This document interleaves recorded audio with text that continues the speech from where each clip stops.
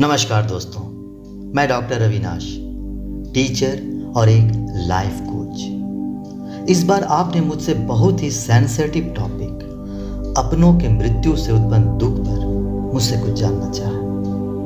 दोस्तों, कोरोना जैसे महामारी ने आज हमारे अपनों को हमसे छीन लिया। मैं समझ सकता हूँ कि मेरे अपनों का हमारे जीवन से चला जाना कितना पीड़ादायक है।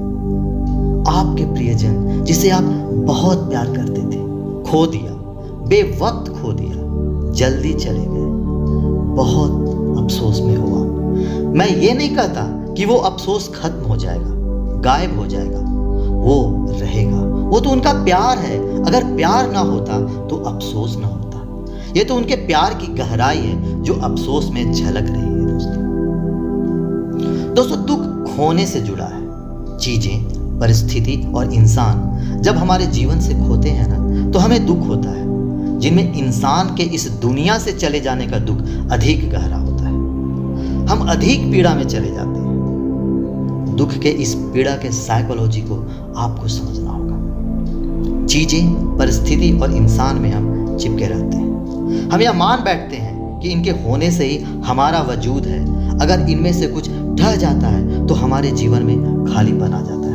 हम उसी का दुख झेलते हैं। बहुत ज्यादा और गंभीर तनाव में जब आप किसी चीज को खोने से चले जाते हैं तो यह ग्रीफ कहलाता है।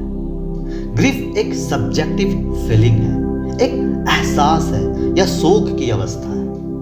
यह अवस्था तब आती है जब आपके फैमिली में किसी क्लोज का डेथ हो जाए, सेपरेशन हो जाए या किसी बड़ी बीमारी का पता चल जाए।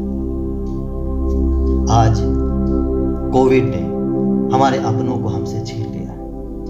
हम काफी दुखी हैं। परिणाम, लोगों में ग्रीफ रिएक्शन ज्यादा है। इसकी 5 स्टेजेस होती है, जिसे ग्रीफ साइकिल कहा जाता है। सबसे पहले एलिजाबेथ कुबलर-रॉस ने अपनी बुक डेथ एंड डाई में बताया था।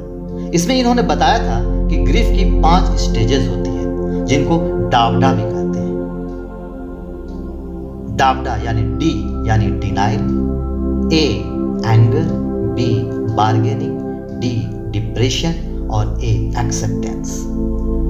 जिस पर्सन को ग्रीफ आता है वो इस डावडा के सीक्वेंस फेज से होकर गुजरता है। दोस्तों, डी डिनाई का स्टेज, इसमें इंसान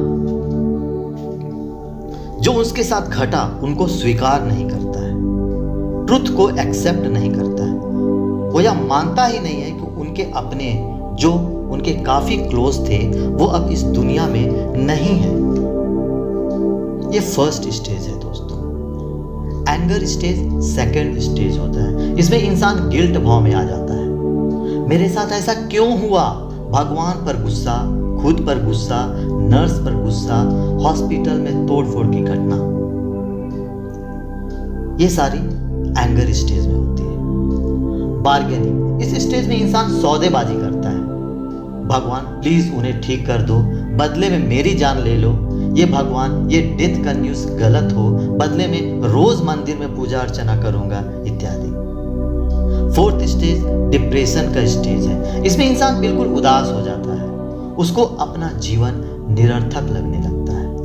आत्महत्या का भी ख्याल आने लगता है।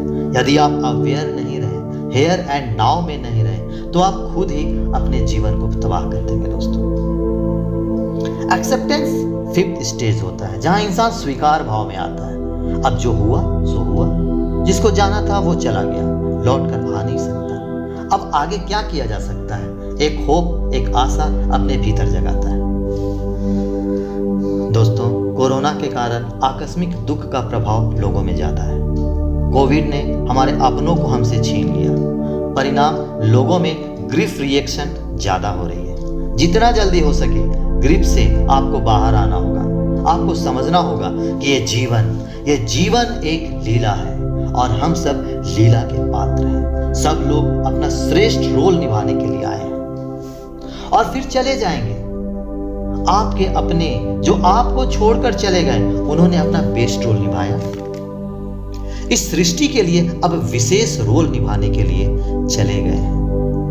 वो विशेष रोल बेटर तरीके से निभाएं, हमें उनके लिए दुआएं भेजना होगा। आपको लगता होगा कि वो हमें छोड़कर चले गए, हम सभी को अकेला छोड़ गए, ये घर अब कैसे चलेगा। आप काफी दर्द में होंगे अभी, मैं समझ सकता हूं।